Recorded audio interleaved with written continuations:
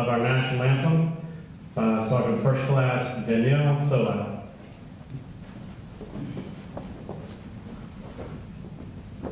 Oh, say, can you see by the dawn's early light what so proudly we hailed at the twilight's last gleaming, whose broad stripes and bright stars through the perilous fight o'er the ramparts we watched were so gallantly streaming, and the rocket's red glare, the bombs bursting in air, gave proof through the night that our flag was still there. Oh, say does that star-spangled banner yet wave for the land of the free and the home of the brave? At this time, Captain Chaplain Bonnie Dedeker will deliver our invocation. Please join me in prayer. Heavenly Father, we thank you for the opportunity to gather here today with friends, family, and fellow service members to celebrate the careers of Brigadier General Raleigh Coates and Colonel Toni Coates. We thank you for their long and devoted service to our nation and to the North Carolina National Guard. May these final days of closure and transition overflow with fond memories of successful careers and a deep satisfaction of a job well done. But more importantly, may this milestone of retirement represent a grand door that opens to new ventures, new challenges, and new opportunities together. Amen. Thank you, Chaplain. Ladies and gentlemen, please take your seats. It's my distinct pleasure to introduce the members of our official party today. The Assistant Deputy Commanding General, Army National Guard, Army Material Command, Major General Beth Austin. And our honorees, Brigadier General William R. Coates and Colonel Toni L. Coates. Let me also take a moment to recognize some of our special and distinguished visitors we have today. And please hold your applause till the end. We are very fortunate today to have the former Director of the National Guard, Lieutenant General William E. Ingram, Jr., former Deputy Adjutant General, North Carolina National Guard, Brigadier General David L. Jeanette, and also former Deputy Adjutant General, North Carolina National Guard, Brigadier General Hargis. Thank you. We also have the Director of Emergency Management, Mike Sprayberry, with us today. Ladies and gentlemen, please give a round of applause.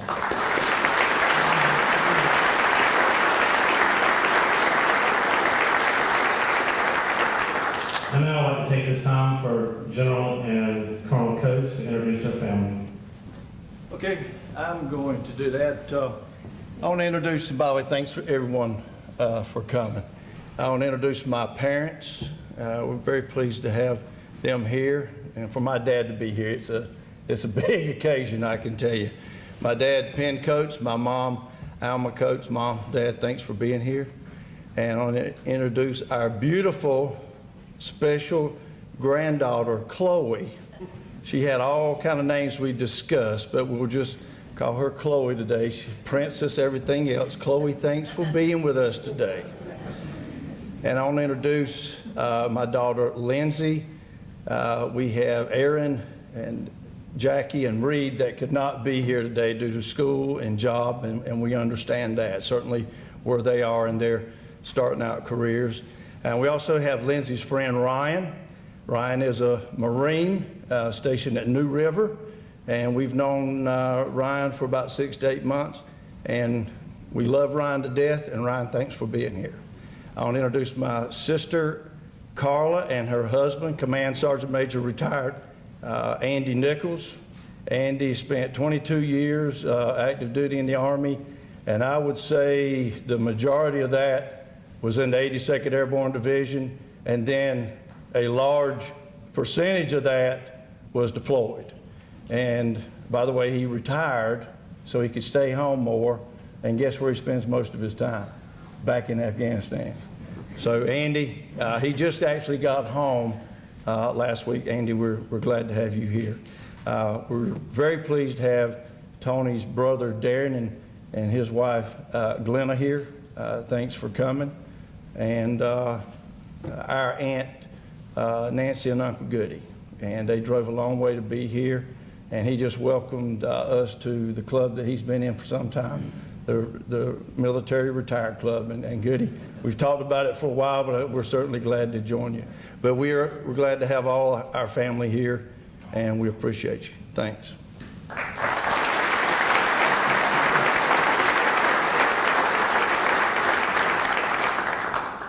And now it's my honor to introduce our presiding official for this afternoon's event, Major General Beth Austin. Major General Austin was commissioned in 1980 through the Officer Candidate School, Fort Benning, Georgia. She's commanded at all levels, including company and brigade, and she's also was assigned the Assistant Deputy Commanding General, Army National Guard, Army Material Command, Redstone and Arsenal, Huntsville, Alabama, on October 6, 2014. In this capacity, she is the Senior Army National Guard officer assigned to AMC, and the principal advisor to the AMC Commanding General and Deputy Commanding General. General Austin is married to retired Army Colonel Mike Austin. They have 3 children, a son Michael, 2 daughters, who are Belinda and Austin, and Army Captain Julie Austin, who is currently serving on active duty as a military police officer. The Austins also have 3 grandchildren, Taylor, Sophia, and Connor. Please join me in welcoming Major General Austin.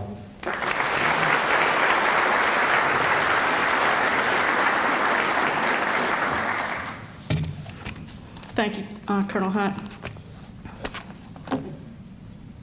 See, Ronnie, I'm putting my glasses on. It's a little inside joke when we were having rehearsal earlier today. General Ingram, General Jeanette, General Hargis, and Honorable Sprayberry, distinguished guests, soldiers, and airmen of the North Carolina National Guard, and most of all, family members and friends of Brigadier General William R. Ronnie and Colonel Toni Coates. On behalf of Major General Luss, the Adjutant General of the North Carolina National Guard, thank you for attending today's combined retirement ceremony for 2 very distinguished soldiers. Together, they have 60 years of service to our state and nation. While the North Carolina National Guard has had many dual service soldiers, I think this is the first dual service retirement for the North Carolina National Guard, and I am honored to be a part of it. Toni, I know today is your retirement as well, and I know you have been the backbone of his success, but you know, rank does have its privileges, and Ronnie wanted to go first. Oh, he wanted me to talk about him first, though. So in advance, thank you for all you have done to get Ronnie Coates to where we are today. I know you had the hardest job of all as his supporting spouse, and I know I and everyone here thanks you for what you did to support him while being a dedicated soldier, and let's don't forget a dedicated mother as well. So today is really your day because you have had several tremendous jobs and have done them all well. Now moving on to Brigadier General William R. Ronnie Coates. Ronnie enlisted in the North Carolina Army National Guard May 10th, 1982 as an infantryman in the 30th Infantry Brigade. He received his officer's commission through the Reserve Officer Training Corps at Campbell University on May 7th, 1984, where he was distinguished military graduate and he earned his Bachelor of Science degree in biology. After graduation from college, Ronnie became a teacher and baseball coach at Midway High School. Life was good until Desert Storm. Then he was mobilized with his unit to support operations during Desert Shield and Desert Storm. During that mobilization, then First Lieutenant Coates earned his first aviator call sign, which was Drago, the Russian villain, for the Russian villain boxer in the movie from Rocky IV. I guess I can see the resemblance, but anyway. Years later, that call sign would be changed to Big Country, And that name speaks for itself and needs no explanation.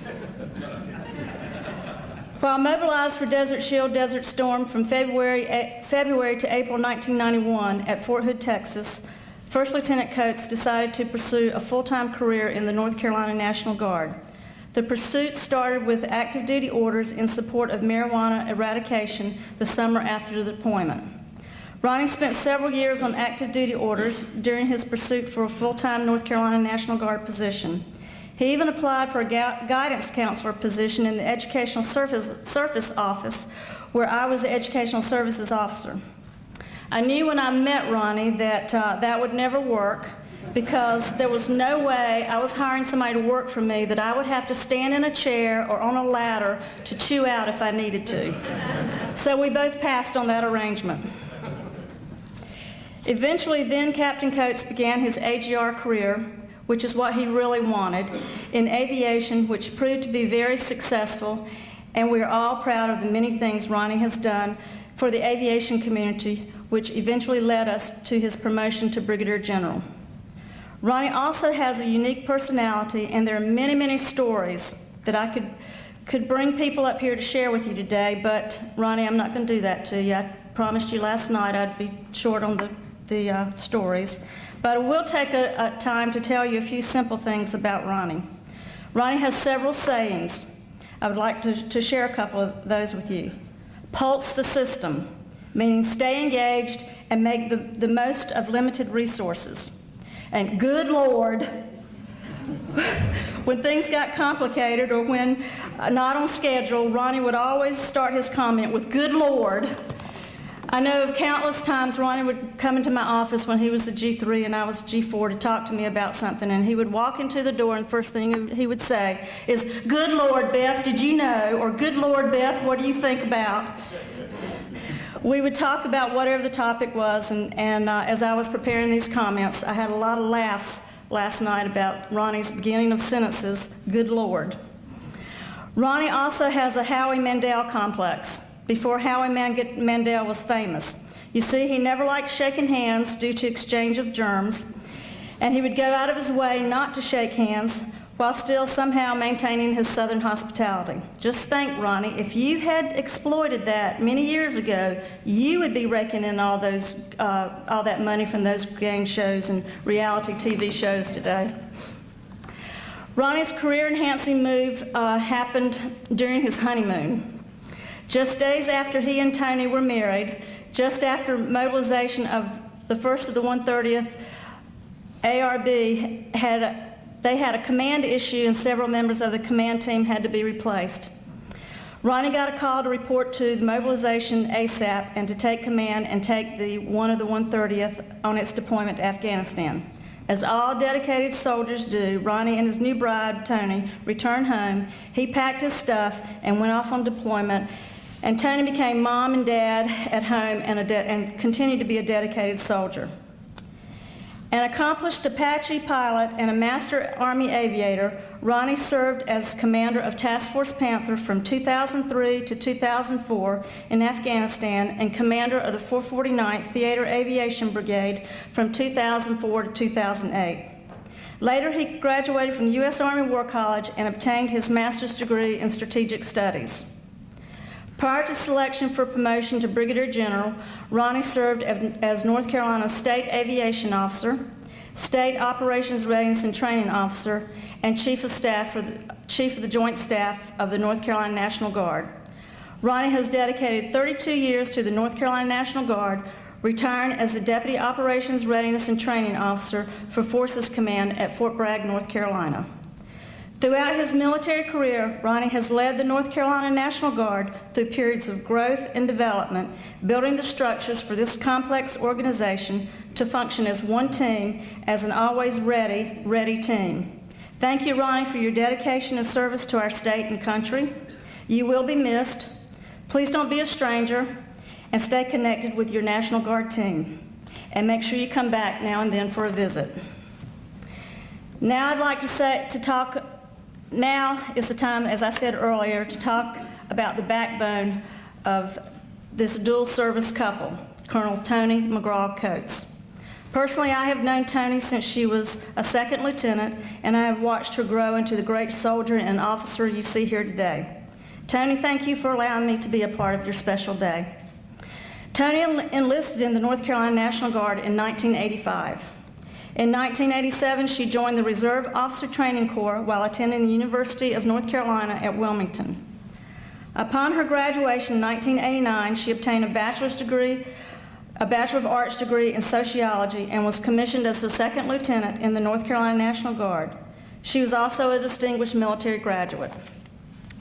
Toni continued her military education, successfully completing military police officer basic and advanced courses, Ordnance Officer Advanced course, and the Combined Arms and Services School, the Army and Air Inspector General School, the Command and General Staff College, and the Construction and Facility Management Officer Basic and Certification courses.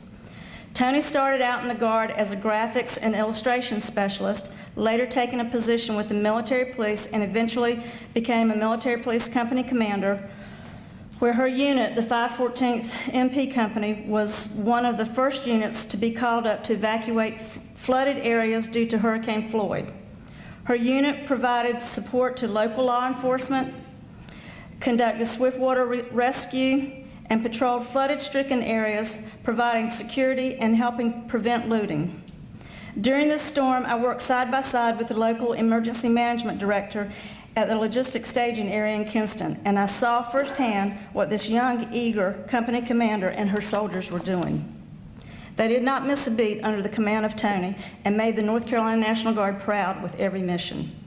Toni, I know that was probably one of your hardest times in company command, but I also know it's probably one of your proudest. Shortly after the flood, Toni's company was selected to travel to the Republic of Moldova, where they trained the 2nd Battalion of UN peacekeeping operations.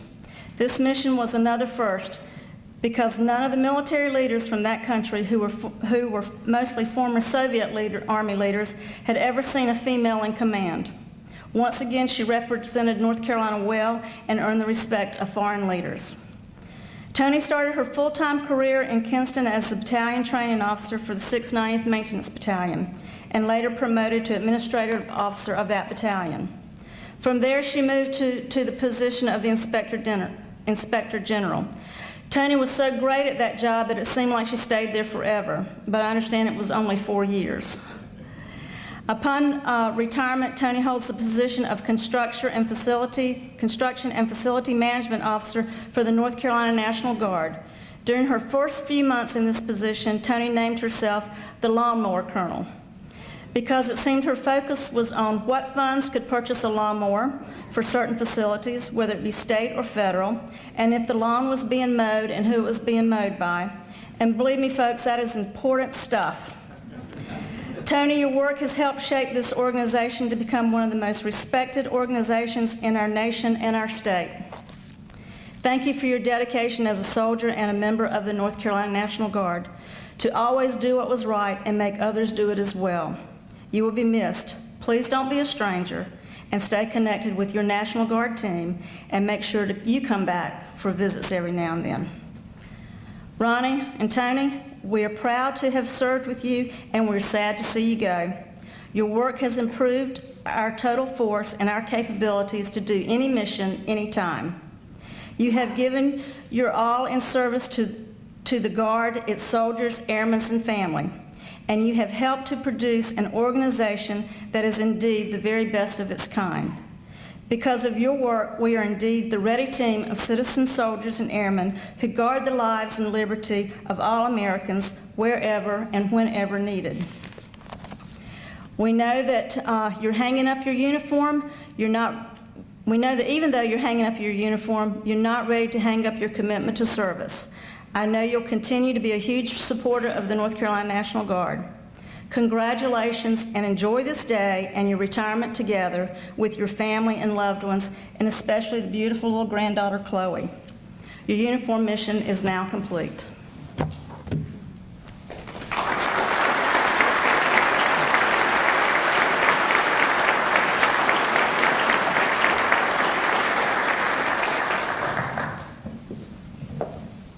Thank you, General Austin.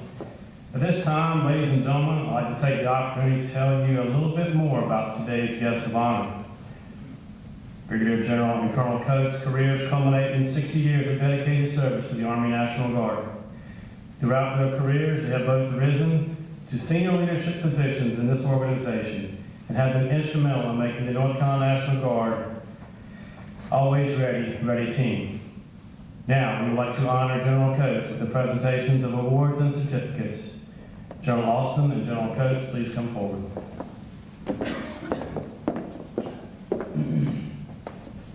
Ladies and gentlemen, please hold your applause till all awards are presented. General Coates, in recognition of the years of service that you have given to the United States Army, we present you with the following items.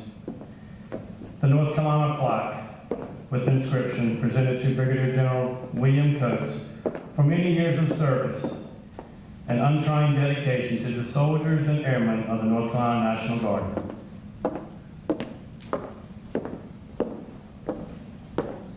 The Minuteman Trophy with inscription presented to Brigadier General William Coates for many years of service and untrying dedication to the soldiers and airmen of the North Carolina National Guard.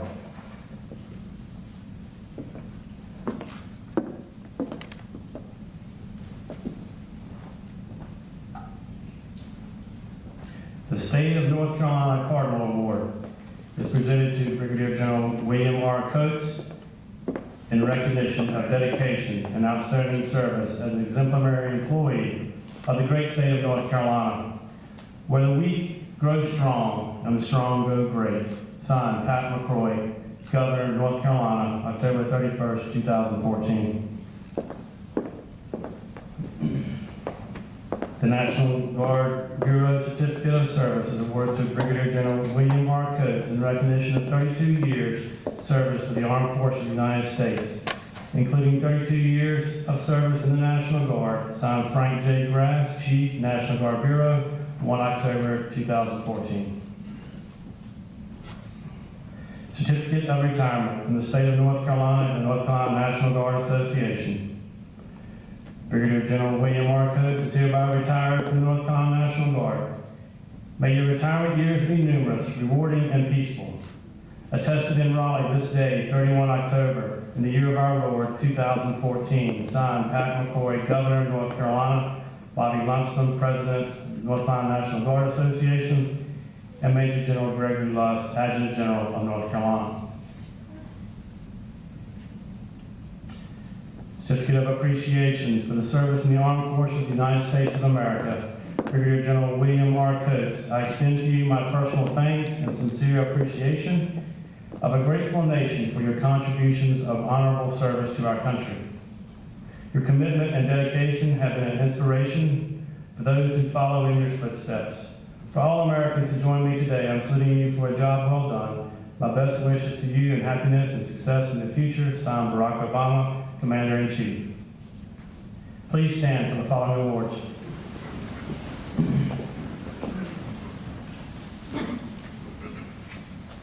Distinguished Service Medal. Attention to orders. The State of North Carolina, to all shall see these present screening. This is to certify that the Governor of North Carolina, authorized by the General Statute, was awarded the Distinguished Service Medal to Brigadier General William R. Coates, North Carolina Army National Guard, for serving in the United States Army and North Carolina National Guard in positions of increasing responsibility for over 34 years, culminating as Director of Operations and Readiness, Deputy Chief of Staff, G357 at U.S. Army Forces Command, Fort Bragg, North Carolina. Brigadier General William R. Coates has demonstrated exceptional talents in training, unit readiness, command leadership, and overall dedication to soldiers with him who he has served. His performance and duty reflects great credit upon himself, the North Carolina National Guard, and the state of North Carolina, given under my hand the city of Raleigh, 19 August 2014, signed Pat McCroy, Governor of North Carolina. Distinguished Service Medal. To all who shall see these present screenings, this is to certify that the President of the United States of America, authorized by Act of Congress, July 9, 1918, has awarded the Distinguished Service Medal to Brigadier General William R. Coates, United States Army, for exceptional meritorious service and positions of greater responsibility. Brigadier General William R. Coates distinguished himself with exceptional meritorious service for over 34 years in positions of increasing responsibility. Brigadier General Coates' leadership, selfless service, and untiring dedication to duty directly resulted in increased readiness and effectiveness of active and reserve forces during both combat operations and peacetime service. Brigadier General Coates' exemplary performance and dedication to the nation and its defense have been hallmarks of service and are in keeping with the finest traditions of the military profession, and reflect great credit upon himself, the Army National Guard, and the United States Army. Given under my hand in the city of Washington this 26th day of November 2014, signed John McHugh, Secretary of the Army, and General Raymond T. Ordinero, Chief of Staff. Let's give them a round of applause, please.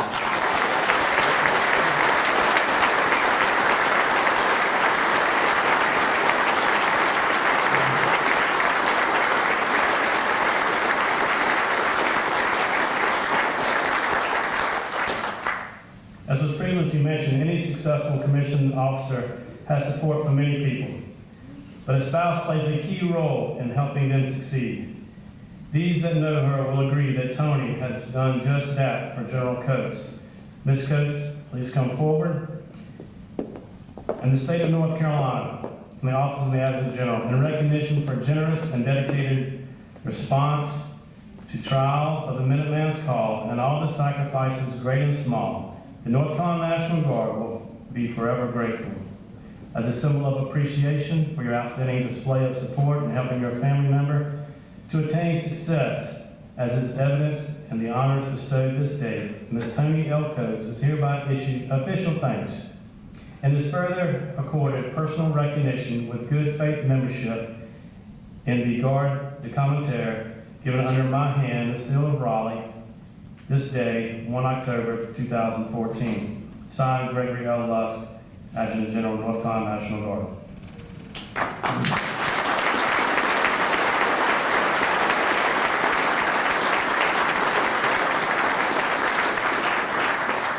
General Coates, you may be seated.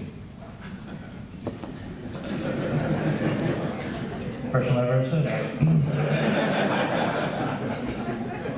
And now we'd like to honor Colonel Toni Coates with the presentations of awards and certificates. Colonel Coates, in recognition of the years of service you have given to the United States Army, we present you with the following items. The North Carolina plaque with inscription presented to Toni L. Coates for 28 years of loyal and dedicated service, 8 October 1985 to 15 January 2014. The U.S. flag set.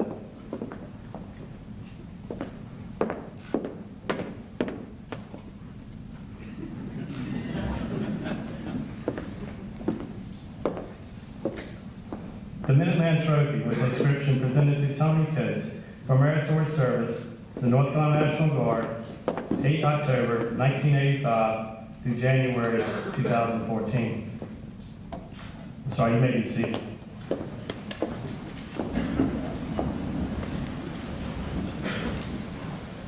The Old North State Award for dedication to service beyond expectation and excellence to the great state of North Carolina. On behalf of the citizens of this state, I bestow upon you, Toni L. Coates, the Old North State Award. Working together, we can make North Carolina a place of unlimited opportunity, a place where anyone who studies hard, works hard, and lives a life of high values can fulfill even and exceed their potential. Signed, Pat McCoy, Governor of North Carolina, January 15, 2014. The National Guard Bureau Certificate of Service is awarded to Toni L. Coates in recognition of her 28 years of service in the National Guard. Signed, Greg R. McKinley, Chief, National Guard Bureau, 10 June 2014. The Certificate of Retirement from the State of North Carolina and the North Carolina National Guard Association. Colonel Toni L. Coates is hereby retired from the North Carolina National Guard. May your retirement years be numerous, rewarding, and peaceful. Attested in Raleigh, this 15th day of January, the year of our Lord, 2014. Signed, Pat McCroy, Governor of North Carolina. Bobby Lumpson, President, North Carolina National Guard Association. Major General Gregory Lusk, Adjutant General, North Carolina.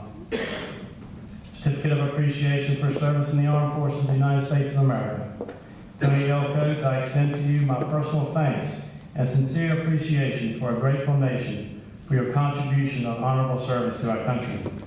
Your commitment and dedication have been an inspiration for those who will follow in your footsteps. For all Americans who join me today in saluting you for a job extremely well done. My best wishes to you and your happiness and success in the future, signed Barack Obama, Commander-in-Chief. Now, please stand for the following awards.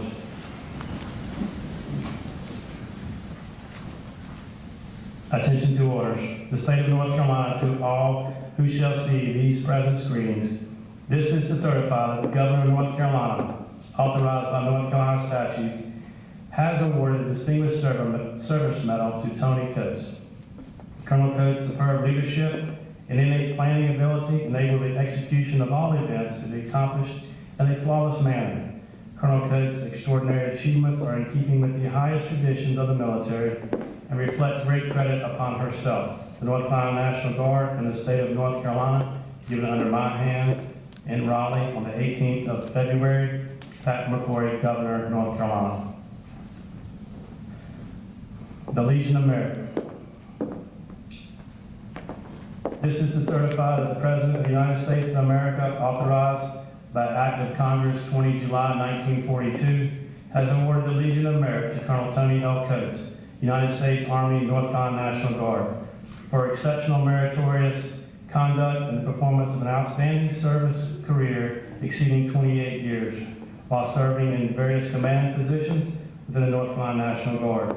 By the order of the Army, the second day, June 2014, signed Judd Lyons, Major General, Acting Director, North Carolina, Army National Guard.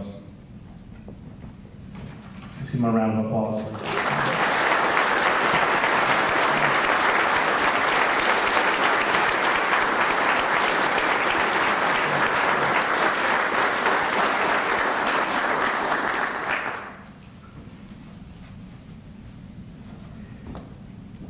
You may be seated.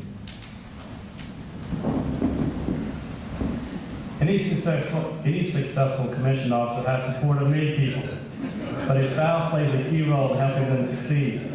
Those who know him will agree that Brigadier General Coates has done just that for Colonel Coates. General Coates is now forward, and we will present him with the recognition of a generous and dedicated response to the trials of the Minuteman's Call for all his sacrifices, great and small.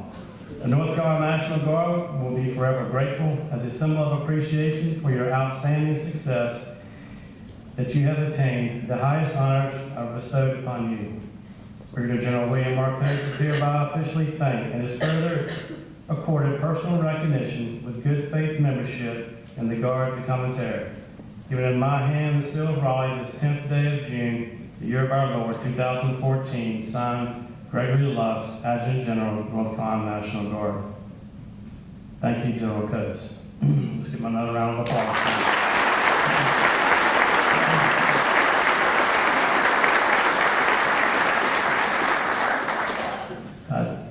General Lawson and Colonel Coates, if you'll take your seats, please. When general officers retire, their flags are also retired, furled, as a symbol of long-standing dedication and service to this nation. A general is referred to as a flag officer because upon promotion to the rank of Brigadier General, each general officer receives his personal flag with their rank as an emblem. In history, on the fields of battle, the flag would be raised by their presence. In modern day, the flags reside in a general's office or just outside the door, as well as at official ceremonies hosted by the general officer. It is tradition, upon the occasion of the general officer's retirement, to furl and case the flag. This flag is an item of personal issue and may be maintained as a memento of service.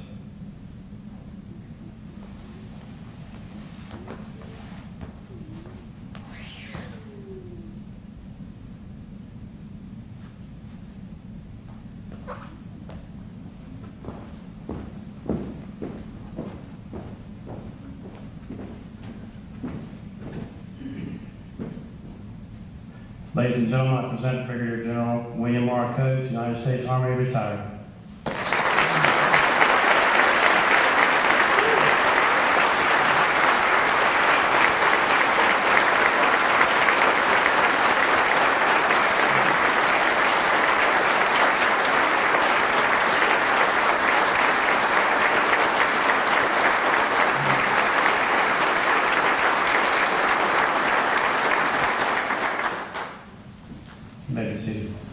At this time, State Command Chief Warrant Officer CW5 Rick Comer wishes to present a gift to Colonel or Correction General Coates. And now for those in the audience who wish to make remarks or presentations for General Coates, please come forward onto the wall, please.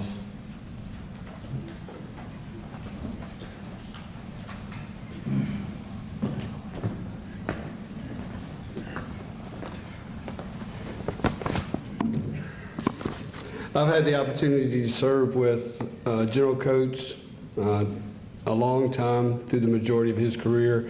He was one of my first scout platoon leaders. Been a lot of places, a lot of perilous travel with General Coates that wasn't out of the country. If you ever traveled with him, there's nothing worse than a commercial flight, because if anything can go wrong, it will go wrong with you when you're with him, and it's always a crisis. There we typically got the good God. What's happened now? But certainly, from a personal perspective, it's been my honor and privilege to serve with him. A mentor, did a lot of things for me. As you know, sometimes I can be a little opinionated, but anytime myself and General Coates discussed, argued on an issue, once it was done and he decided what we were going to do, it was forgotten. One of the other things, General Coates is big sports fan.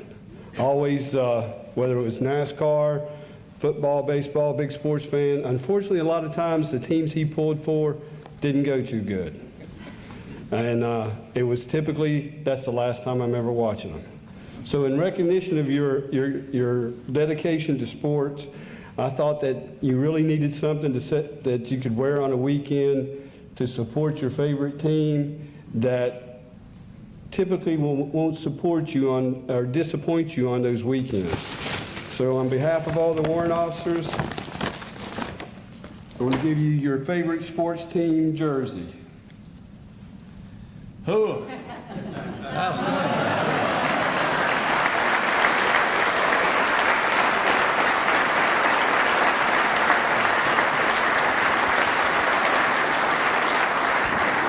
By the way, I must add those discussions Rick and I had when they were with Rick, they went lengthier than with most. Rick usually could carry them out. Thanks, Rick.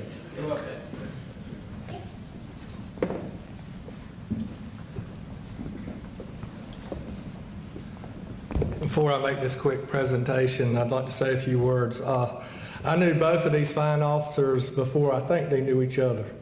First, I served with it was Second Lieutenant Coates, First Lieutenant Coates, and MPs. And I will tell you, that was an enjoyable time in my career. She was the detachment commander, training officer, food service officer. I believe you had every title there was. She's very energetic, and she led us well. We respected her well, and she knew how to utilize her NCOs to train them and also seek their guidance and advice. So for that, I'm greatly appreciated. And then a couple years later, I get to move out to Morrisville, and I get to meet, I think he was a captain and major at the time. He was the senior full-time officer out at Morrisville, and I was the senior NCO. And he was a little rough at first. I couldn't figure him out, but got a heart big as gold. Probably could tell some stories between both of you later on, but really got to respect General Coates, and then got to serve with him as the Chief of Staff. And they call them big country, but not everybody in the world gets to become a Apache pilot and a general officer. So big country can turn it up when he needs to. And what I want to do is I want to present both Colonel Coates and General Coates my senior enlisted coin, and what at the bottom of it says it all, for excellence. Thank you very much.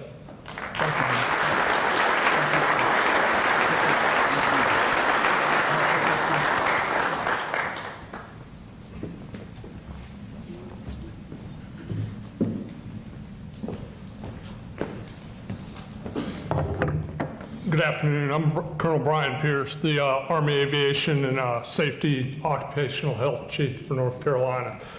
Both Colonel Coates and General Coates and I go way back. As General Austin alluded to, I got an early education when I came into the North Carolina National Guard about the full-time workforce. When General Coates applied for his first AGR job, there was one other applicant. It was me. I didn't stand a chance, having just come from flight school, to get that job. But you talk about an education in knowing your competition and knowing what's right for the workforce to support the soldiers. Additionally, General Austin talked about, while Toni and General Coates were on their honeymoon, I believe down in South Carolina, Georgia area, they got a call that he needed to return. Well, I had the wonderful opportunity of making that call. And trust me, it was preceded with, "Good Lord, Brian, I thought I told you not to call me this week." And then as General Coates got the opportunity to deploy, I had the opportunity to spend quite a bit of time in Kinston there at the Armory with Toni, both commiserating with her on General Coates then deploying as her spouse, but then as the full-time workforce head there in Kinston as well. I've had the wonderful opportunity of following General Coates throughout his career. First in Bravo Company, I was actually his temporary training officer for a time. That was probably the first time I heard "Good Lord," and it was, "Good Lord, son, I don't know who you are and why you're my training officer," but it all worked out from there. When General Coates left Brigade Command, we had the opportunity to share some gifts with him. I wanted to take this opportunity, however, though, to present him something on behalf of the entire Aviation and Safety and Occupational Health Office. And what we did is get him something that we think he can share in his home. We have a lot of plaques, we have a lot of statues, but this is something that he can put on a shelf. It'll collect dust. Toni will tell him to clean it up. But to Brigadier General Ronnie Coates, for outstanding leadership while serving as the Director of Army Aviation and Safety, General Coates' effective leadership and devotion to duty were instrumental in the continued development and enhancement of the North Carolina National Guard Aviation Safety and Occupational Health programs.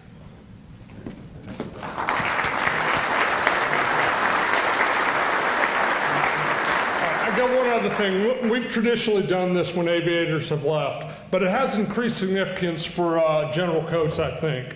Being our first aviation general officer, at least in recent history in the North Carolina National Guard, we decided to get him a little homage to not only where aviation's been in the past, but an homage particularly to where aviation is going in the future. And it's going there in the future for the North Carolina National Guard in large part because of his actions over the last 34 years with the North Carolina National Guard. I know it'll be difficult to see in the back, but at the top we have an AH-64 Delta, the big rig, shooting a rocket, because that pays homage to both where we've been, where we hope to be, and what we're doing by accomplishing our federal mission with the Apaches. In the middle, we've got a UH-60 on a rescue mission, real-world rescue mission. And that shows not only what we do for the citizens of North Carolina, being North Carolina National Guardsmen, but also shows that we can accomplish that federal mission every day of the week that we need to. And finally, we are first in flight in the state of North Carolina, and it's our UH-72s over the Wright Memorial in Kitty Hawk. And we're able to put these in a frame.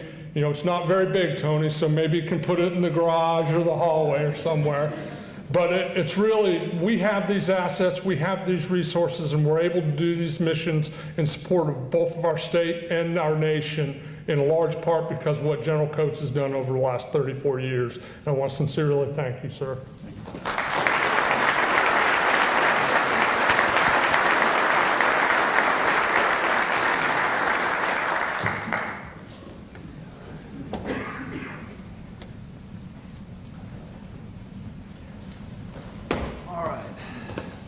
I'm Colonel Gary Allen. I'm the G4 Director of Logistics for North Carolina. And sir, if you and Toni would come forward. This is since this is a unique ceremony, we figured we'd do something unique for the both of you.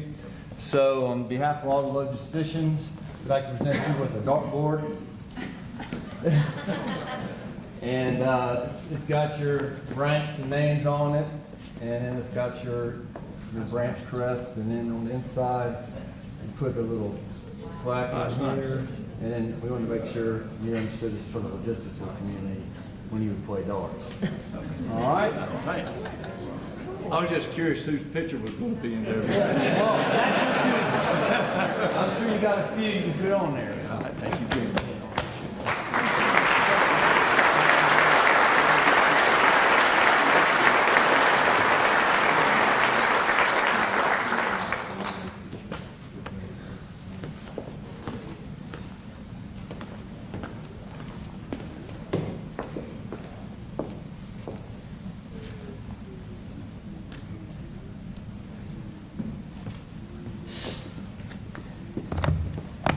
Seems funny being back up here again. It's like a bad dream, right?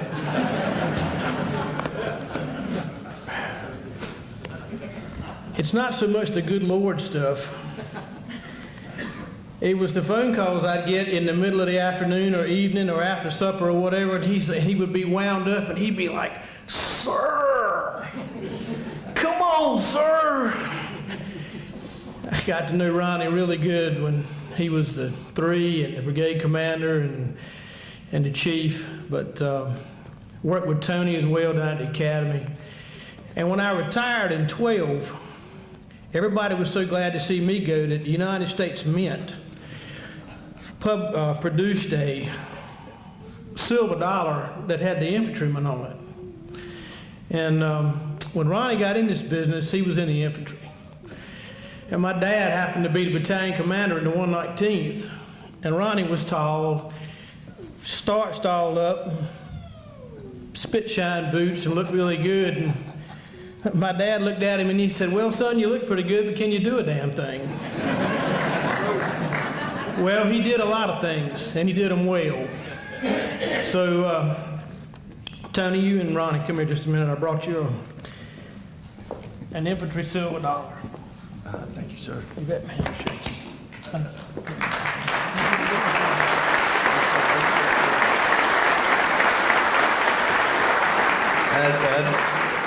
That story was the truth. I've never been so intimidated in my life as a lieutenant looking at my first battalion commander saying that to me. So, sir, thank you.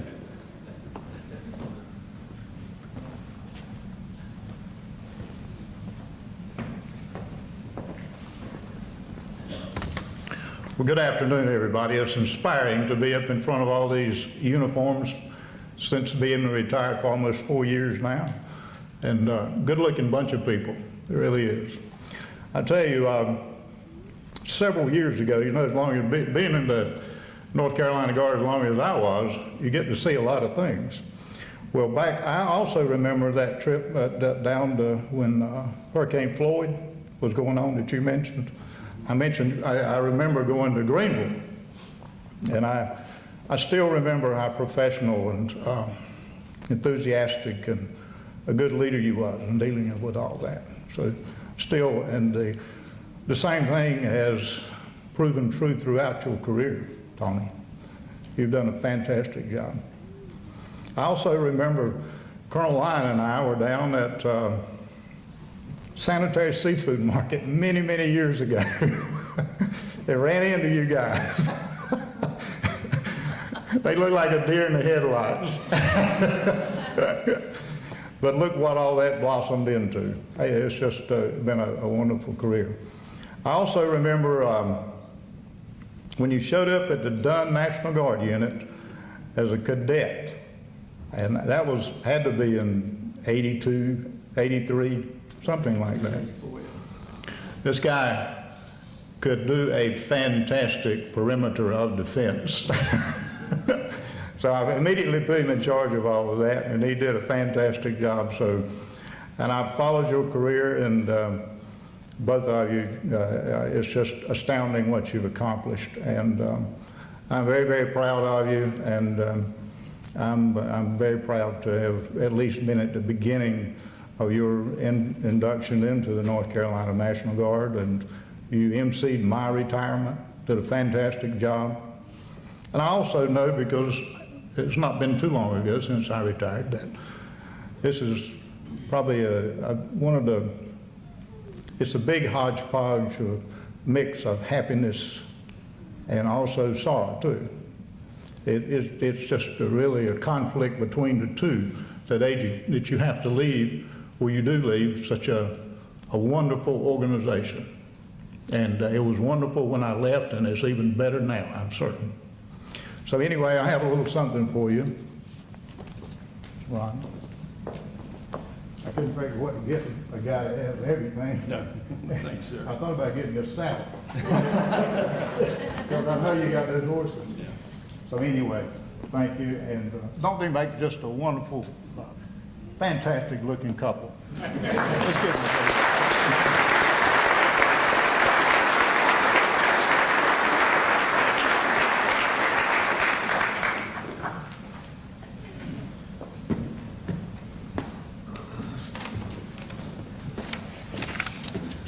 So as you can see from this assortment of items in the banker box, this is primarily for Colonel Coates. But first of all, I'd like to say from the CFMO community, man, we are glad we were able to work with you through the years that you were with us. And CFMO, we thank you because you came in at a good time when we were having a little bit of employee turnover, some deployments for soldiers.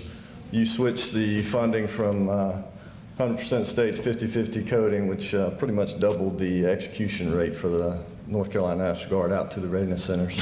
So we went from just under about 9 million to close to 20 million during your tenure. So it gave us a lot of work to do, and but it served the units out in the field.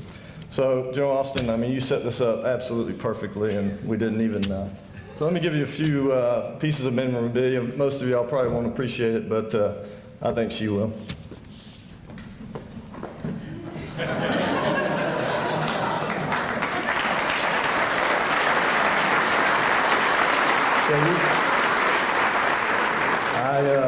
I actually think you bought more lawnmowers than any of your predecessors prior to that.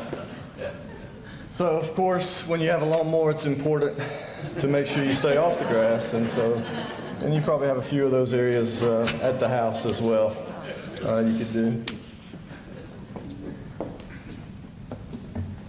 So, for those of you that take showers in the second story shower and have to squeegee the floor, that was an idea from Colonel Coates because we weren't able to get the funding to repair that. So anyway, we're still doing it today, and so that gives you something to remember.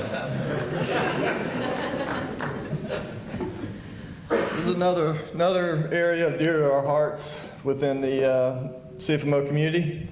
It's some water from the fountain out front and a little bit of debris. So we hear about that quite often. Make sure we get that cleaned up. And then this one's probably the most dear to our hearts as we were, trying to figure out what to do. It's a piece of the pavers out front that would freeze up at 34 or 35 degrees.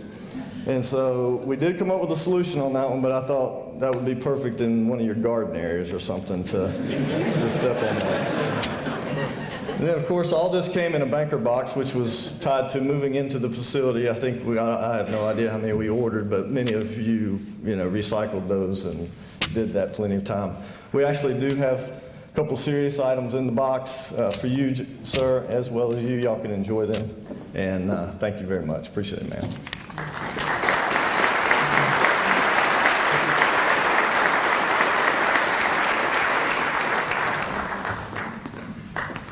Colonel Coates.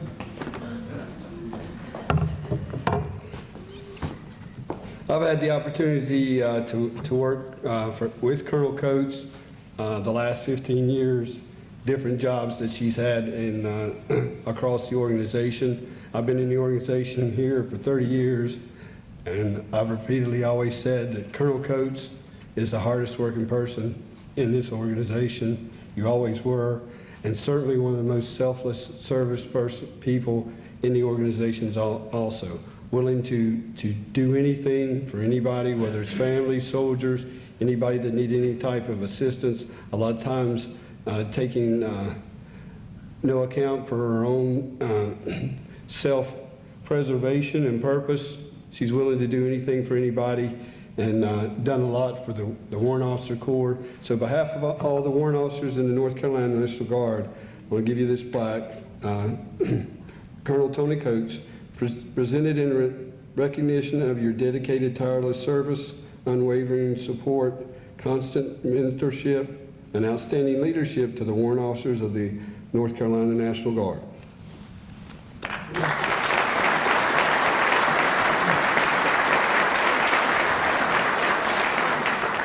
And I also have something for you. One of the, as mentioned earlier, one of your favorite positions you ever had was the lawnmower colonel. So to go with your small mower, I have you a nice John Deere hat with the colonel rank on it, and your own personal riding lawnmower.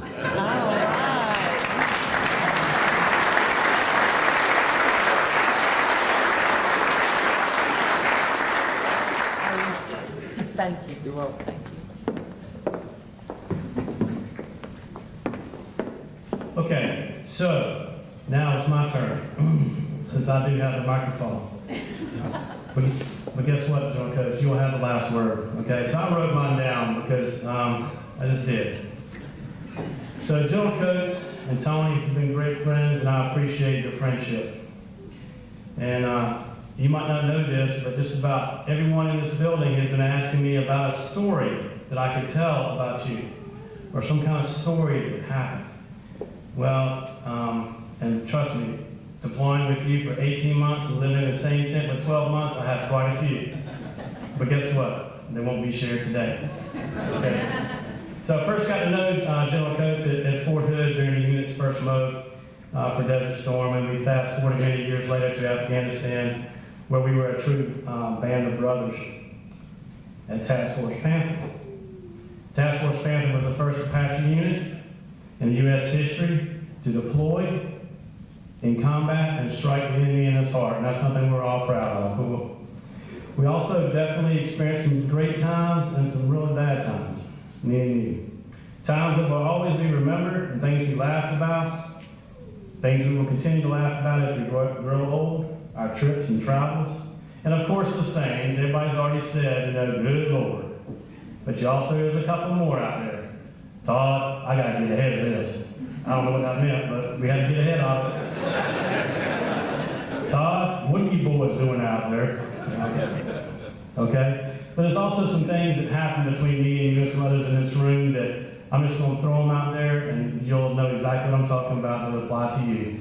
The crutchulator, the jump top, Daddy Rabbit, working weekends at Fort Hood, just brush your teeth, Jimmy Mack, Chow Ops in Afghanistan, of course, all infamous Mass Be Good. Although Big Country is his name and he's big in statue, he's also big in heart. You've always looked after the troops and supported them when they needed it. You were stern sometimes, loud once or twice maybe, and of course funny, but you always truly cared for the mission and the people. And on a personal note, in the days of Task Force Panther many, many years ago, when I got on that plane to come home, I knew our band of brothers, or the team that we had assembled for that trip, would never be the same again. But I always knew we were going to be a true band of brothers, and I want to thank you from me, on behalf of all the aviation soldiers and the command here at the North Carolina National Guard. Thank you for everything you did. You're a true leader, a warrior, and most of all, a friend.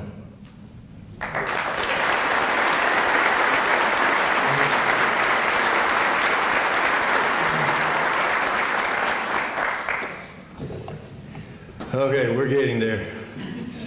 Hey, this is the joint retirement. The first probably is going to be the last when Todd turns his AAR notes in after this.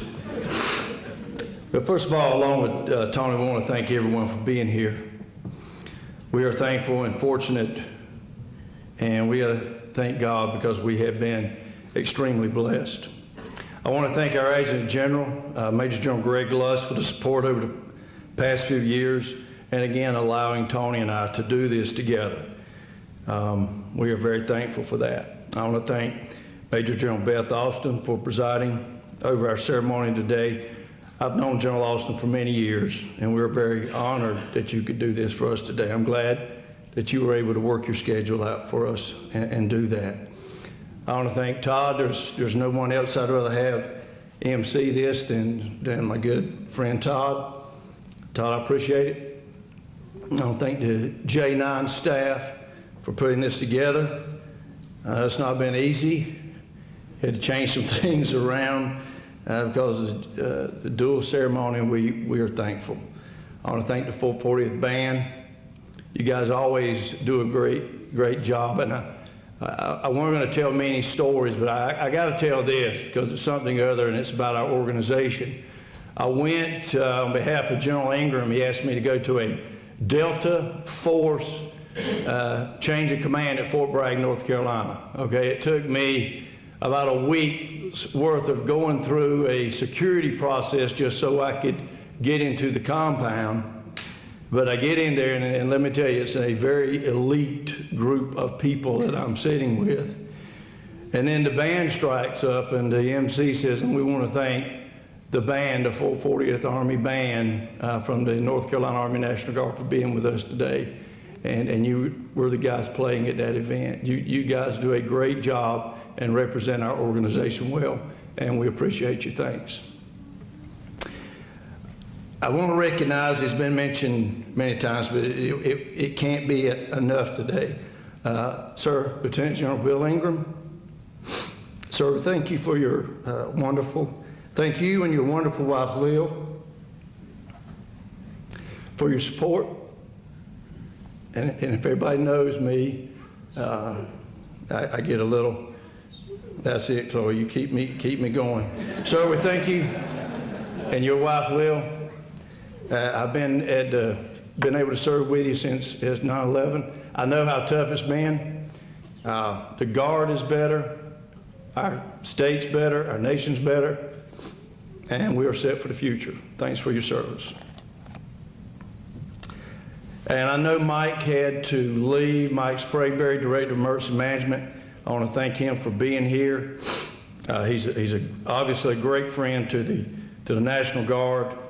And Laura, please pass on that I know he had to leave, but we were glad he could be here while he could. And Mike's been a good friend over the years.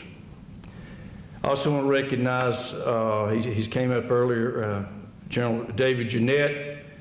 He's already mentioned we served together as lieutenants. What he won't tell you is, I had a rifle platoon, he had a rifle platoon. My platoon always, turned his flank and did all kind of wonderful things and defeated his. I'll never forget that. That's the way I remember it anyway. So I want to thank General Hargis. Sir, I didn't think you could be here, but thanks for being here. We appreciate you and Kathy showing up, and thanks for coming. I look forward to seeing you in the future. I'll try to be brief, but when you serve 32 years, you have to do certain things. So kind of bear with me. If you got to stand up and stretch, then by all means do it. I'm not that formal, especially it's my retirement. Although Todd will tell you I am when it's formal. It's time to be formal, isn't it, Todd? I'll let you go right now. It has been a tremendous ride over 32 years. My goal today is to try to express how thankful I am for all the support and thank our great organization. I was fortunate to serve and be a small part of something special and noble, defending our state and our nation. There's no way I can thank all the people And, you know, I can't even attempt to try. I will do a little bit here, but just know if I've served with you, I've tried to thank you along the way. I hope to see you in the future. And know that if you've served with me and I've served with you, you have shaped me, because I rarely mention anything or much that goes on around me if you've worked with me. I've always been fortunate. I've always been on a team that had the best officers, NCOs, and soldiers. I had a story about that, but I'm going to miss it go over it for time. But that goes all the way back to my days in the 30th, starting as a private and then as a lieutenant. And serving as an infantry platoon leader taught me the basic fundamentals, and I really believe that's what carried me for the first few years. And basic fundamentals, of course, troop leading procedures, but the main one is taking care of people. And serving in the 30th really aided me in doing that, and it also helped me later because I was able to go train with other units, and I was able to see the state a little better than just maybe coming from the aviation community, and that certainly aided me later. I really enjoyed being an infantryman. That's really what I want to do, but I'd heard that the North Carolina Guard was fielding an Apache battalion, and I had to see if I could be a part of that. I had to go before a few screening boards, and I thought, okay, here you go. But I got to mention a few names. And some of the aviators in here would, they probably don't even know it, but I remember, I don't miss much, do I, Tom? But two of the board members were a CW4 Bob Warrenberg, later become CW5, and a CW4 Terry Rippey. They were on the board, and believe it or not, they deemed me worthy. I couldn't remember some of the other ones, but they deemed me worthy enough to eventually go on to the big office and see what was then a State Army Aviation officer, a Colonel Leslie Everett. I guess it's then when I gained another mentor that saw something, and he finally selected me to go to flight school. And after flight school, that's where, Toni, I made her strike a lot of her comments. I was able to read her comments last night. But that's where I gained she's probably brought them back up. But, I guess where I gained my identity as an Army aviator and officer in the Army National Guard aviation program. I learned that to be successful there, you also had to take care of people. But you better be proficient, and you better be thick-skinned. And I'll tell you, when you are in a company of 34 people, and 18 of them are warrant officers, and most of them at that time were Vietnam-era pilots, you better be proficient and you better be thick-skinned, or you will not last very long. Luckily, I met two people that would serve with me for years to come. And you've met one, and they would later become a CW5 Freddie Reeves, and I hadn't seen him today. He and I talked yesterday. He was going to try to come. And Rick Homer. If you know, I kept Freddie close to me, and I kept Rick close to me throughout most of my career. And I would have to say, without those two, probably would not have been as successful. They taught me how to be an aviator, and they taught me how to take care of my aircraft and my people and not jeopardizing the other. And that is sometimes not easy to do. So everyone that has worked with me knows that after that, the best job and probably the most satisfaction I've had, but there's no doubt, during my service was being the Aviation Task Force Commander in Afghanistan. I really had the best team anyone could ask for. The entire team, staff, commanders, NCOs, and the soldiers were absolutely the best. Todd's already mentioned it. We flew over 10,000 hours, some of the most difficult terrain in the world. We had some hurt. We had aircraft that looked the same, but we brought home safe, everybody safe.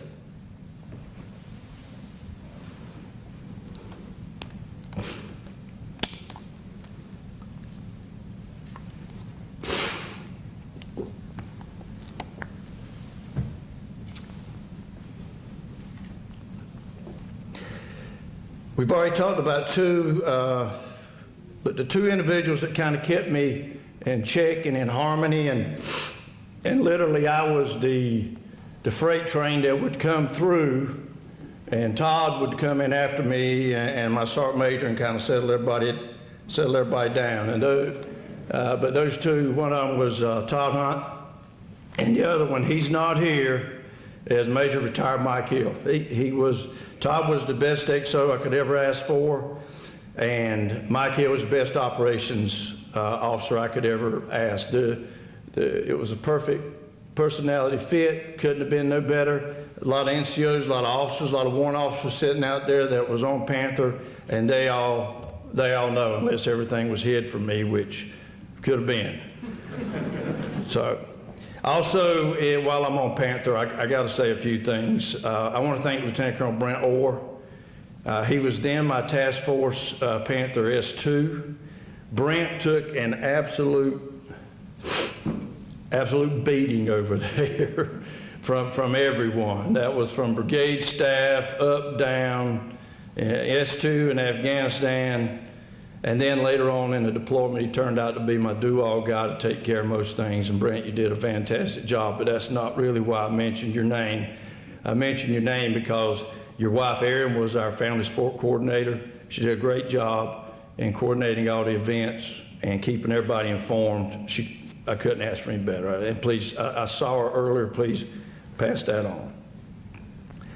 I must take, and then I was writing, and I said, how do I, and I'm going to, try to do everything I can to, take time to thank a few people that, while I worked here on staff, it was rewarding. We mainly concentrating on getting our units ready to deploy to Afghanistan and Iraq. And I really want to somehow encompass that and get some of the people in our aviation program that obviously I've just hit, not even touched the surface. So please be patient. It won't take me too long. I want to thank Terry and Toni Benson. I don't think there's any couple that's worked harder for our aviation program than those two. Thank you for what you've done. Most of these are my former battalion commanders and brigade commanders and my staff people that kept me straight. Bob Sides, Jim Sykes, like I said, Ivan Beach, Eddie Toller, Larry Jessup, Steve Martin. Everybody knows Steve Martin knows there's no finer officer in the land. Keith Pierce, I hadn't seen Keith, I hope Keith's here. Brian Pierce, Drew Goodwin, Jay Wilkins, Ben Clapsaddle, Ray Blackman, Chuck McGould. Chuck taught me a lot as a captain. Mark Nelson, Rick Fay, Ralph Lyon. I always mention the former chiefs. If I see a chief that's still living, former chief, then I have to shake his hand because I want to stay around as long as they had. Jeff Copeland, Gary Allen, Pete Hott. These are some of the NCOs I got. Pete Hodges. When I saw Leslie Everett, I wouldn't have made it to him without a guy named Pete Hodges. And I know Pete Hodges is probably really the one responsible for getting me to flight school. Steve Blackwood. By the way, some of these sergeant majors I mentioned, they not only were they my sergeant major, but they went on to become the state command sergeant major, and then later on the director of the Army National Guard command sergeant major. So I mean, I have had a lot of people around me that's been able to teach me the good and the bad. Another one, Tommy Gaddis, state command sergeant major. He was my sergeant major. Steve Bowles. Steve Bowles was my company first sergeant, and then he was my battalion sergeant major for a while, and then he was state command sergeant major. John Swart, Andy Jackson, Big John Parker. Every time I see Big John Parker, you still ain't with me, John. You ain't gonna get me down. Max Dry, Randy Watkins. I love those two guys. There's two ever been finer Black Hawk pilots in the world. We used to call Max the King of the West and Randy the King of the East. I think they still are. Jimmy Stevens, Craig Bartz, Jay Cunningham, Jeff Gordon, Dave Baker, Mitch Gibbs, Benny Collins, Dave Thompson, Ty and Lee Mullins. I was hoping Ty and Lee, very influential in our lives. Paul Godwin, Tommy Coates, real short. You know, Tommy Coates worked with me when I was state aviation officer, and he used to always come up and say, "Sir, we're kin." And I said, "No, we're not either." And he'd say, "Sir, we are kin." And I'd say, "Tommy, no, we're not." Well, I got to tell you, we are. My dad was doing some research, and my it truly is my great granddaddy and his great, or my great great and his great, anyhow, they were brothers. And we got a picture where they're in it, and anyway, we are kin. I'm proud of it too. Tommy's a good boy. I got to mention Mark and Dale Riles, I tell you, and there's another one, Raymond. If you know the Riles brothers, if we could get, you know, a family like those boys coming through the guard ever so often, we'd always be healthy. And then some of my NCOs that were just horsemen out there, Richard West, Durwood Norris, Neil Purvis, Lou Clemmer. You know, a lot of people don't know I worked with Lou Clemmer, but, you know, she was my S1. When I was told I had to be an S1, she was my S1 sergeant, and I begged for dear life not to put me in that S1 shop, but Terry Benson did. And Laura Sprayberry, thanks for all your help. And last but not least, because, by the way, the standing joke is Wendy, and Toni says, I can't do everything Wendy used to do for you. I'm not going to type your papers. But I would not have made it. She was my assistant when I was state aviation officer and chief staff. I wouldn't been on top of the game at all, Wendy, without you. Thank you very much. Okay, as I've mentioned, I have been a fortunate son, and you know, all this stuff's been good, but you got to have a start. And I'm fortunate because I had the best family that anyone could ever hope for. They've always been supportive. They've always been with me in everything I've done. I got to thank my wife, Toni, my wonderful and supportive wife, Toni. She's my best friend, and it's been my good luck charm. My career was kind of stalled there for a while, you know, around the major market. I tell you, Toni has been my good luck charm. I am thankful for her and her family. I am thankful to know the McGraws. We look forward to all the many years ahead and that we will share together. I've also been blessed with great children, and the truth be known, they have had my full attention over the past 24 years. They have enriched my life.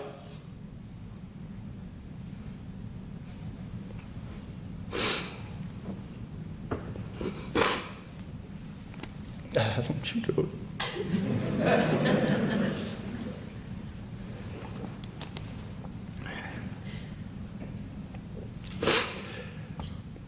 They've enriched my life, and I am happy with who they're becoming. Okay. I also want to recognize my sister Carla and her husband Andy. Andy and Carla spent the majority of their service, I've already talked about that, deployed. Thanks y'all for y'all's support and service, and for being here today. We love you both. I'm also the luckiest son in the world because I have the best parents in the world. They were always there for me, and they still are. They are, simply put, wonderful people and wonderful parents. Thanks again for attending. Toni and I look forward to visiting with you at our reception and seeing all of you in the future. I do thank you for coming. Thanks.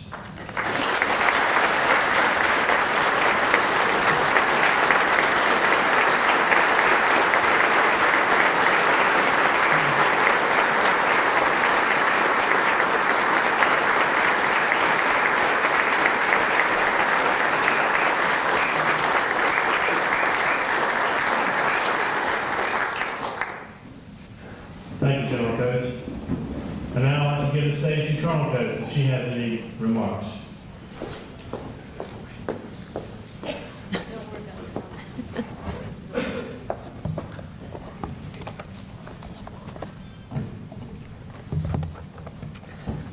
Well, I do have to say just a few things. It's been a wonderful 28 years, and I want to thank everyone here for attending. I'm going to try to keep this short, but at least we did combine this ceremony, so it saved a lot of you from having 2 different events to go to. So I know we understand how precious time is.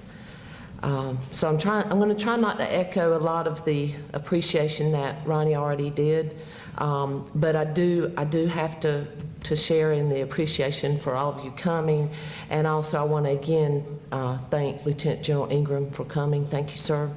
General Hargis, General Jeanette, we really appreciate your support throughout the years. You guys have been wonderful leaders. Thank you. And ma'am, Major General Austin, I want to thank you for being here and for presiding over this ceremony. And again, we're honored. But I have to say that you're not only a role model for all the soldiers that you've worked with and other military members, both male and female, but you were successful in breaking the glass ceiling for all females in the North Carolina National Guard. And we are lucky to have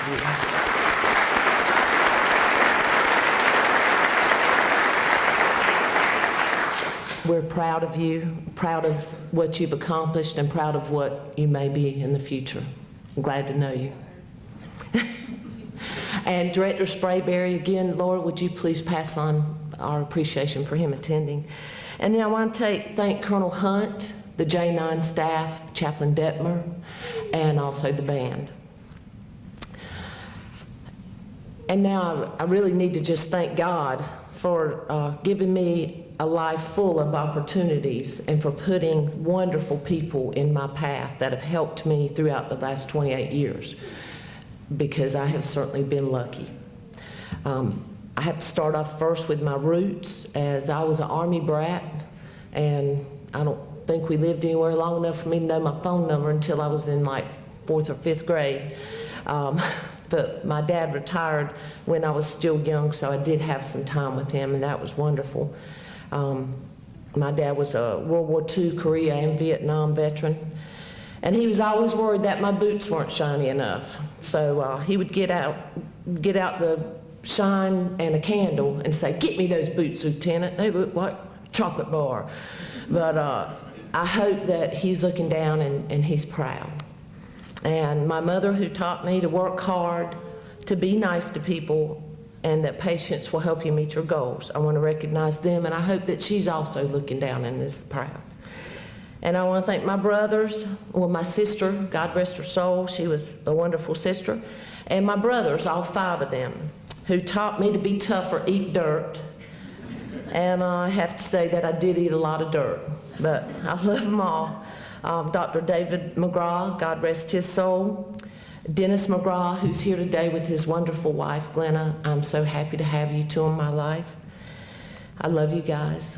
And our brother Darren, who we buried last month with honors by the North Carolina National Guard Honor Team. And I want to thank you. They did a great job, and they represent this organization very well.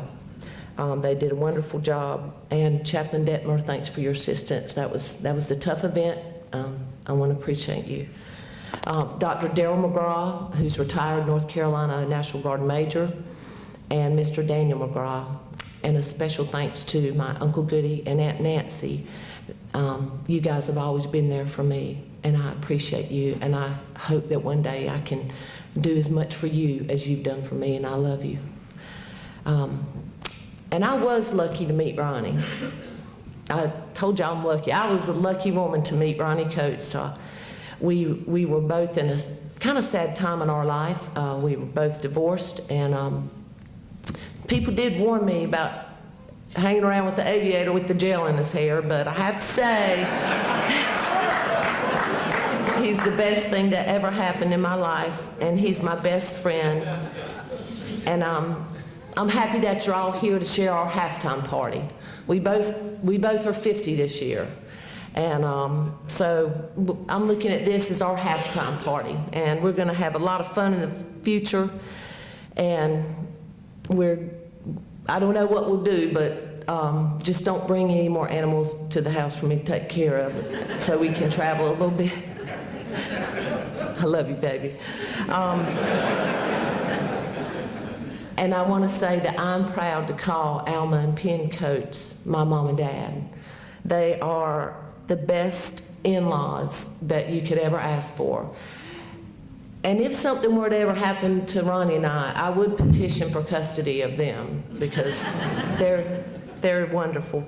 My sister-in-law, Carla, and her family, your family's my family now, and I'm proud of that, and I love you all. But probably most of all, I need to thank our children. Lindsay, Jackie, Aaron, and Reed. We're a blended family, but I love all of my children the same.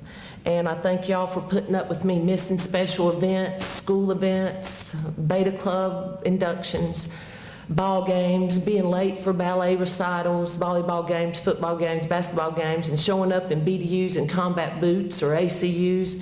And I appreciate your support and patience. They didn't seem to mind too much that their mom wore combat boots. Thank you.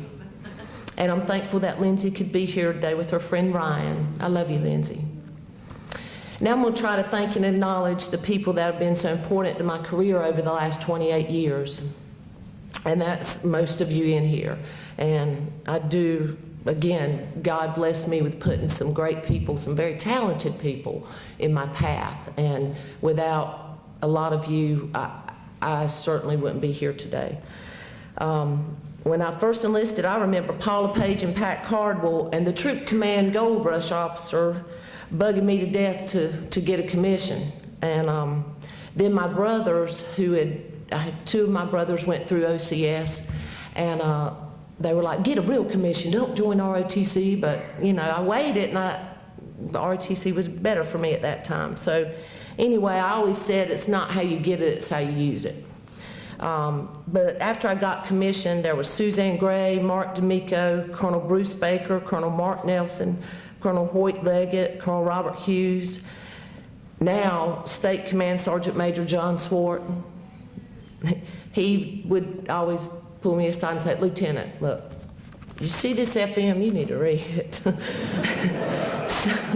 thank you, John. Colonel Larry Jessup, Ed Toller, Tamara Stouffer, Charles Oakley, and a lot of other NCOs that I don't have time to name here that really helped shape me and get me in the right direction, show me the right FMs and ARs to refer to. And then they regretted it because I'd be like, oh no, this is how you do it. So I did try to go by the book once I learned what the book was. But I also want to say that early in my career I served with Cliff Wilkins, Bill Moore, Robert Creco, Anita Massey, Zaire McCrae, Miriam Gray, Gary Allen, Sonny Simpson, Gary Coleman, Pete Versfeld, Sergeant Major Daniel Hodges, and Command Sergeant Major Mike Turner, and a list of so many people that I can't even mention. But like Ronnie said, if I've served with you, I've tried to thank you along the way, and I've tried to give my appreciation to you there and thank you for your help and your guidance. But I do have some advice. For all of you that are still serving here, my advice to you is to watch out who you talk junk about. Just going to put it plainly, because that's probably the next position that you're going to get transferred into, which is how I wound up the lawnmower colonel. But we'll start off, I think I was fussing about the IG because we had an organizational inspection program, and the IG took up so much of my time, and I had things to do, and I was going to have to stay at drill till 10 o'clock that night to make up for the time that IG took. But I'll let you fill in a lot of the blanks on what I'm going to say. But just never know what load that somebody's carrying until it's dumped on you, okay? I was given the wonderful opportunity by Lieutenant General Ingram, then the Adjutant General, to serve in the Inspector General office as the Assistant IG under Waylon Snooky Parker. But as soon as I got fully trained, he retired. And the North Carolina National Guard, there's a requirement that they have an active duty colonel, full colonel, to be their IG. Well, we didn't have one for 3.5 years, I think. And then we got Mike Alexander. So as a major, I was put in that position. General Ingram, I want to thank you for your confidence in me during that time. And I did give it my all, and I do feel like I made a difference in the organization. It turned out to be one of the best positions that I've ever held, because I got to do so many different things, and I really feel like I was able to touch and help a lot of people. And some of you are in here, and I hope that your experience was that the Inspector General does more than waste your time. I had great trainers in there, Colonel Parker, Chief Daniel Mitchell, Pat Cardwell, and of course the Army and Air Force IG schools had to drill it in me, but I finally learned it all.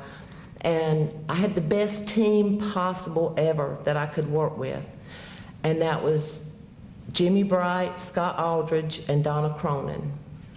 I feel like we were a great team, and we've now become great friends, and it was a pleasure to work with all of you.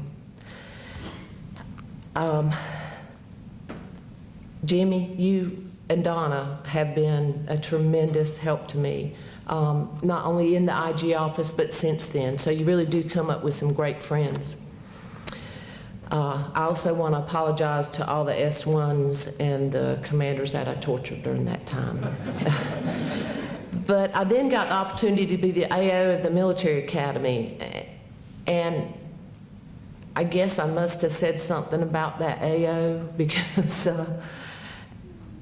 I really wasn't looking for that position, but again, it turned out to be a great position, because what better thing to do than train young soldiers? We got so many schools in there. We would MOSQ train people, and then probably the OCS school was my favorite, because I see a lot of you out there now, like Dave Baker, and I'm proud of you, very proud of you, all of you. Then I guess the most challenging position I've ever had is the lawnmower colonel, the construction and facilities management officer. And the reason why I was transferred there, I will say, is again, because when I was an AO out in Kinston, we couldn't get a lawnmower, we couldn't even get string for the weed eater. And I'd be like, what do you mean they've got a colonel? They're like, well, you have to talk to this Colonel Johnson. And I'm like, so they've got a lawnmower colonel in Raleigh? What the heck? And I went around, well, I want to be the lawnmower colonel. If all you got to do is tell people, no, there's no money for the, you know. So I did. I talked a little smack about that and wound up dead smack in it. And it was very challenging. But I guess as you move up in rank, your positions are supposed to get more stressful. And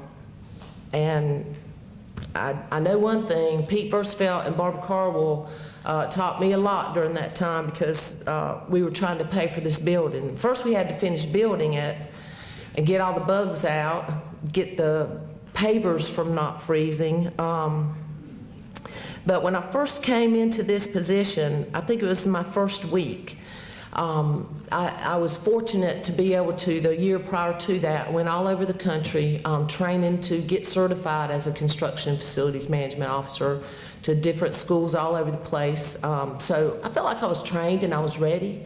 I really didn't know the staff very well. And I knew that there was some stingy people in there, because they wouldn't buy any lawnmowers and they wouldn't, you know, let us paint the armories or anything. But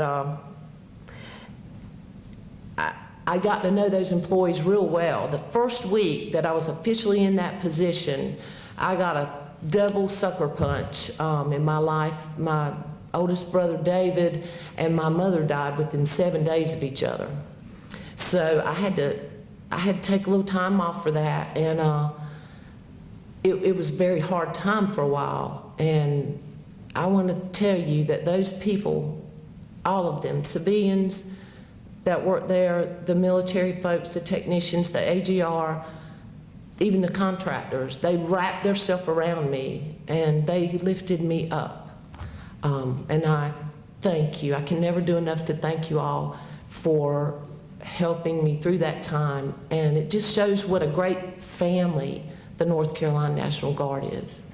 I have to mention some by name, specifically Lieutenant Colonel Kenny Cook, who really got baptized in fire because right before all that happened, I had just hired him. He hadn't even been to school. And I was like, I got to be out for a while. You figure it out. Run the show. Ask Chief Freeman. He knows everything. But I want to thank Major Nick Stewart, Major Shellhammer, Chief Freeman, rock solid Chief Freeman, grumpy but very, very dependable. Major Caldwell, Vicki Dudick, Captain Blaine Boyd, Dan Hassel, Rex Williams, Tracy Langdon, Sheila and Norman Driver, Captain Detmer.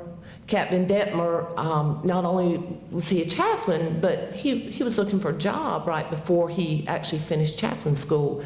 So he interviewed, and Major Caldwell, Captain Caldwell at the time, was deploying, and I needed somebody quick, and Chief of Staff and General Lusk would not hear my begging. I'm like, I'm begging you, we got to finish this building. We've got new construction going up. He's my design and construction guy. You can't deploy him. But they were like, figure it out. So I put my lawnmower hat on and kept trucking, and I hired Detmer to be our replacement. And he too got baptized by fire, but he did a great job. And also, he was like our personal chaplain. Because I think during his year there, we had so many sicknesses, illnesses, and deaths in families. And he was like our personal counselor. And I think everyone wanted to thank you, but thank you. You did great. You guys were a great extended family to me. And I thank you for all your support. And now I'm going to thank the chefs that catered this event, this reception that you're getting ready to eat. There is food out there. Just some delicious snacks. I know you probably ate lunch not too long ago, depending on what time it is now. But as soon as I hush, you can go eat. Chef Mike Santos did the catering, and Chef Sherry Stolfo did the cakes. And Sergeant Major Retired Daniel Hodges actually helped us coordinate that, and Sergeant Leary. And I really appreciate all their support, and I hope you guys enjoy it. And I want to tell you, I miss you all. And I'm already seeing names that I didn't say, but I miss you all. But I don't miss the stress. So you guys enjoy it. I'm retired. Thank you.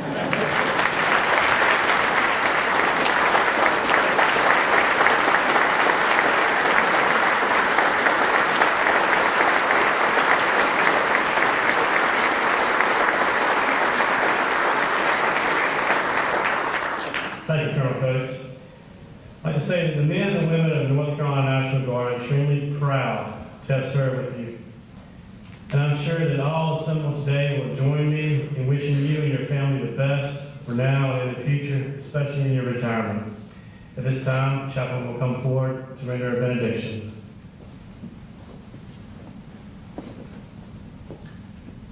Please join me. Heavenly Father, in the years to come, please grant thy servants enough hope to keep them happy, enough friends to give them comfort, enough determination to make each day better than the day before. And as we depart here today, please lay your hand of protection over our brothers and sisters serving around the world. May you grant each and every one of us safe passage home. Amen.